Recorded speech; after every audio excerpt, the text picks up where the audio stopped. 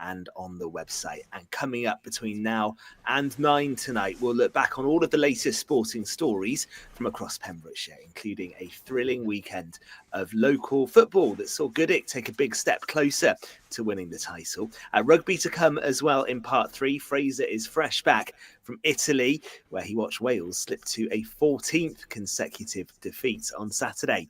And in part 2, tonight's guest will be football ref Tom Bevan. He'll tell us about his season so far, including the new sin bin rules and the impact they've had, and also the recent launch of the captains only policy, where officials explain key decisions to team skippers, a bit like in rugby, and we'll find out how that's working on the pitch.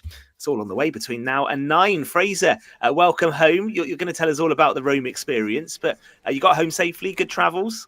Got very safely then, and pretty much par for the course now with the Wales Way Six Nations trip. Fantastic weekend, everything except the Welsh performance. But no, good stadium to visit and a good time, and we'll dissect what I sat through for 80 minutes later on, I think. Yeah, we will. Part 3, any views on the Six Nations? What a win for England, by the way. My tip to win it. On track, beating France in the last seconds. But give us your comments. Will Gatland survive the Six Nations? That will come up in part 3 of the show. Ground hopping Gordon, how many grounds did you take in on Saturday in the football? Well, I managed to do 3 on Saturday, Ben. I saw a little bit of Merlin's Bridge and Herbrandston, which was another 11-1 demolition of poor old Herbie, but I have to still give them credit. They're seeing it through. They got 3 games left of the season to go, and yes, they're relegated, but they are actually playing their games. Fraser, we've known teams in the past who have actually pulled out of the league, but I give them full credit for carrying on, because it is a difficult situation. Then I popped Clarbus Road versus Penna Robins, and Penna got a good win there. They won 2-0, so I think Penna are 5th in the division, got a few games in hand over Clarby, who are 3rd, so they could well finish up in definitely 3rd spot. We know what the top 2 are. And then ironically I went to see the top 2 play on Saturday as well, and it was quite a high octane sort of game, as we're used to, between Goodwick and Hakin. But Goodwick certainly got a great result, which has put him on basically the brink of the title. I think it'll take a brave man to bet against them now, with not winning it anyway. But that was some win, Fraser, wasn't it? For people just switching on, Goodwick 4, Hakin 1. That was a statement victory, wasn't it? Yeah, I mean, with the exception of last year, maybe when Hakin, of course, it had regressed a bit and had almost that rebuilding year. There's so tight clashes between those two, and this was billed as another one. And Hakin have gone into this in very good form on the back of that West Wales win over Seaside as well. And there's 4 points in it, and I expected a bit of blood of thunder in terms of the scoreline, Ben, with Hakin simply having to win. I think they had to win to keep the title alive. To go 3-0 down at Goodwick that early, I didn't expect. And then to lose before 1 down, to have Ashley Bevan sent off for a straight red card late on, that'll frustrate Scott Davis as well, because the game was clearly gone at that point. I didn't see the incident which led to a straight red card, but you don't need to be losing one of your players for a couple of games at that stage. So, look, I'll come out and say it now, the title race is over. I think Goodwick 4 points clear with a game in hand. This is a team who were undefeated last year. They've been undefeated this year. The notion that they're going to slip up 3 times in the remaining 5 games is inconceivable. I think it's done and dusted now.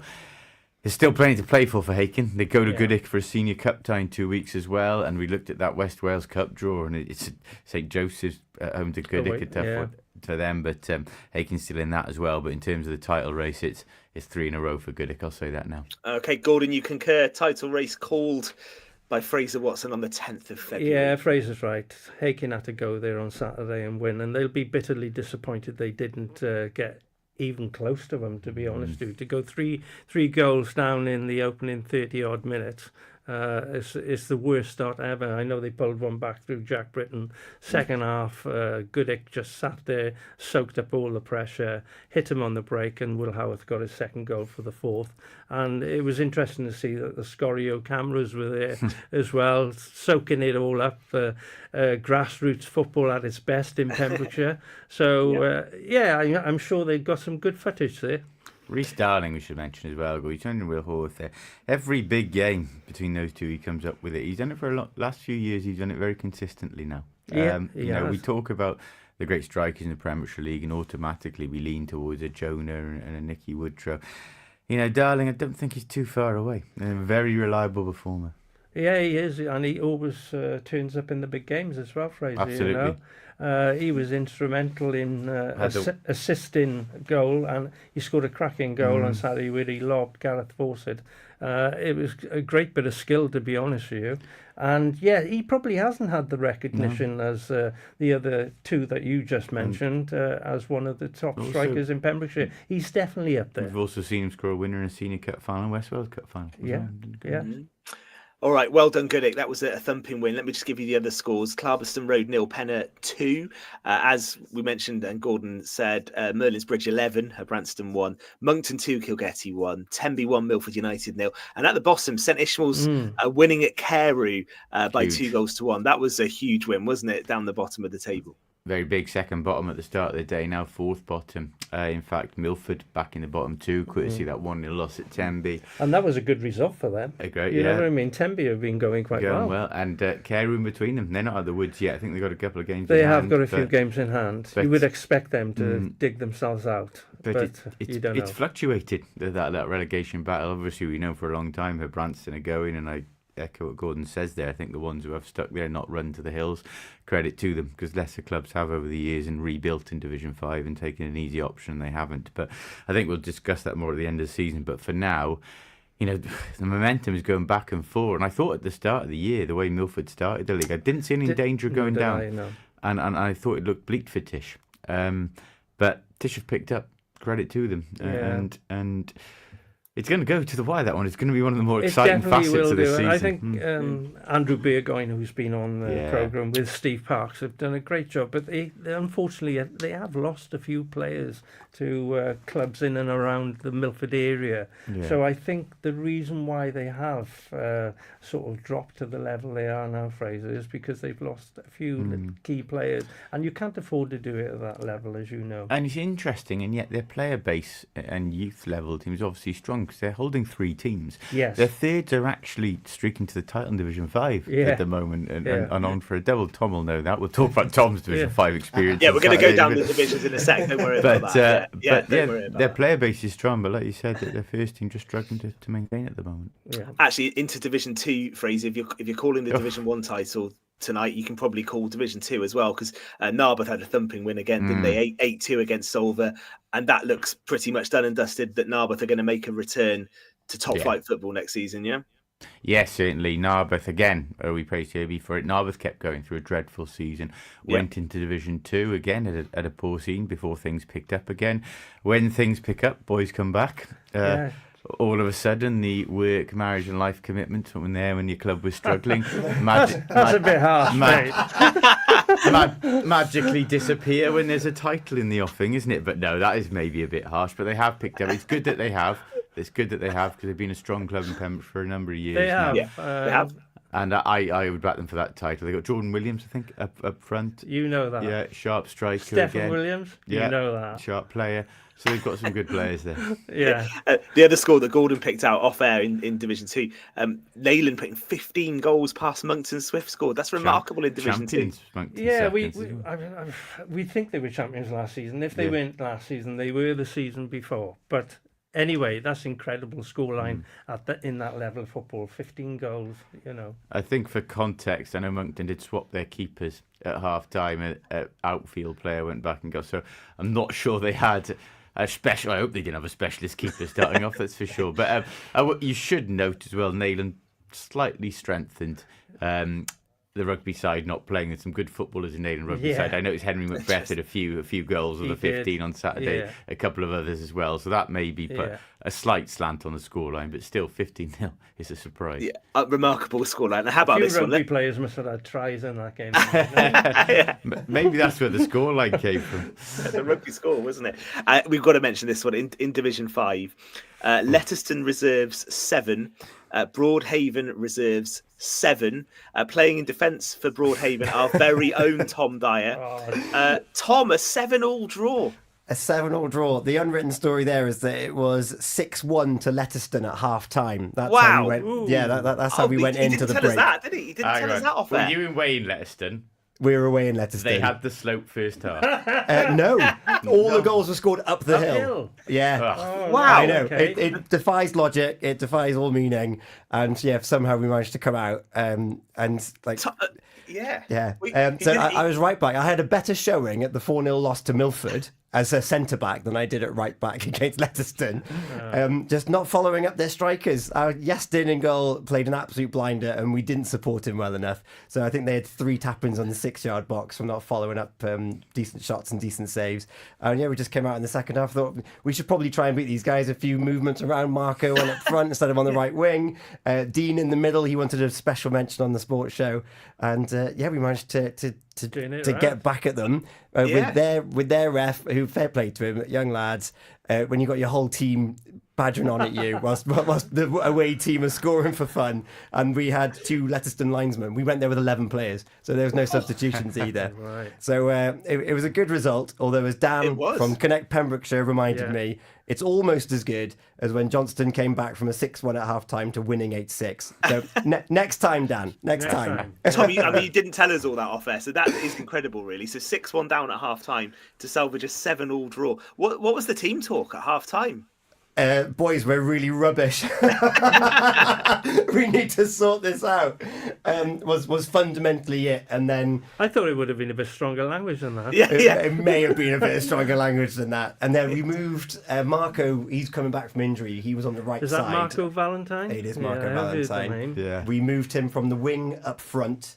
Sean came back into the midfield. New boy Sam went out onto the wing. Yeah. And it was we just managed to pretty much overrun them, basically, going up the hill. Marco holding that ball up, got a hat trick for his trouble. It was a bed of roses for him, wasn't it? Yeah, and then there's a Turned out sweet good, didn't it? Yeah. there was a penalty each as well, so they had a penalty in the first half. A little bit dubious, if I say so myself, and then we were awarded a penalty in the second half. The romance of Division 5 football. I love it. That all I was saying, like, good tactical changes, but you got it horribly wrong first half, Tom. God, it was so bad. I will say, Tom, diplomatic, likeable teammate. He's the only person to come on here and say his keeper played a blinder at 7-0. Club man of the year, right there. Yeah. I think. He made some excellent saves. Yeah. He just had no support from his back line, including me. Well, great stuff. Great well game, conceded 7 goals. Yes. Came back from 6-1 down. Have you got any other stories? Anyone watching? If you've turned around a deficit like that before, I would love to hear that. You just mentioned one there, Tom. I don't know, Gordon and Fraser, if you can think of any other comebacks across Pembrokeshire. 3-0 beating coming back to beat Clarby Road from 3-0 down was the biggest deficit I've ever overturned. Fraser knows this one. Leading 4-0 at Solville and losing 5-4. Yeah. There must and be we know something. which way the wind was blowing, Fraser. Absolutely. Don't need to be 4-0 up with that wind is criminal, to be honest. It was. Yeah. Brilliant stuff. We should say as well, Ben Fawcett on the score sheet again for Haverfordwest, Gordon, wasn't he? Away to Carnarvon. Excellent. Yeah. And be fair to Haverfordwest County, they've got 5 points since the split from a possible 9 points they could have had. They're still unbeaten. They created chances on Saturday, what I saw of the highlights, and they could have sneaked a victory, but they'll be happy with the point. And now I think they got a week off now this week, Ben, and they play the following Friday night against Cardiff Met, which is quite an important game. So they're the closest to them. I think they're in 4th spot, about 5 or 6 points behind, something like that. Yeah, you're absolutely right. But that is a big game. They need to win their home games. Yeah, I was talking to Tony on Thursday. He was saying they've got this run now of home games, and he was like, "I'm glad we've got the bulk of the away ones out of the way. Yeah. We don't choose the schedule, but we're home now, and as long as we can do our best, keep the pressure on Penybont and stay in that 3rd position and leapfrog that playoff system, then that's what they're going to do." Absolutely right. And the home form has been good since they went back to the Oggy Bridge Meadows. So that game under the lights will be interesting against Cardiff Met. And Fraser, whilst you were in Rome, Swansea got you 3 points on the road, didn't they? At Bristol City. Whilst I was in Rome, Ben, I got watched the last half an hour with my wife when we got back to the airport.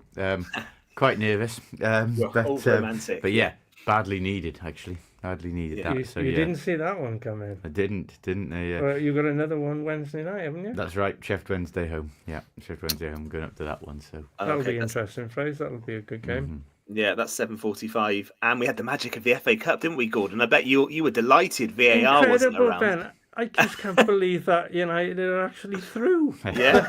The cup holders are through. We can't win a league game, but if we play the offside properly, we can get some goals, which we do at Old Trafford. I mean, it will be. We've got a ref coming on in Fancy just a sec. Rude Hullett complaining about it. He did it his whole career at United.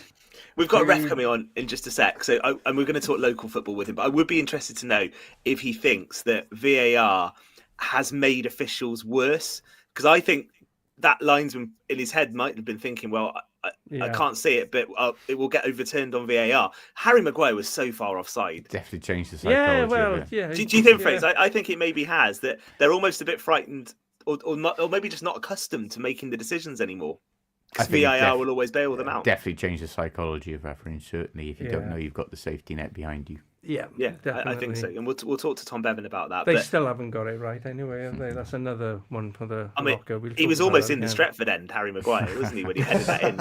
Oh. He was In so fact, far. He came from the Stretford end to score. Yeah. That's why they couldn't see him. He took it well, to be fair. So yeah, into the next round. The draw's actually been made this evening, and it's Fulham at home for Manchester United, Gord, and Plymouth, after beating Liverpool, go to Manchester City as well, which is a lovely tie, really. Great cup run for them. Yeah, and just a couple of the others: Exeter v Forest or Ipswich, Newcastle against Brighton, and Aston Villa play Cardiff after knocking Spurs out last night. All right. Up the Villa.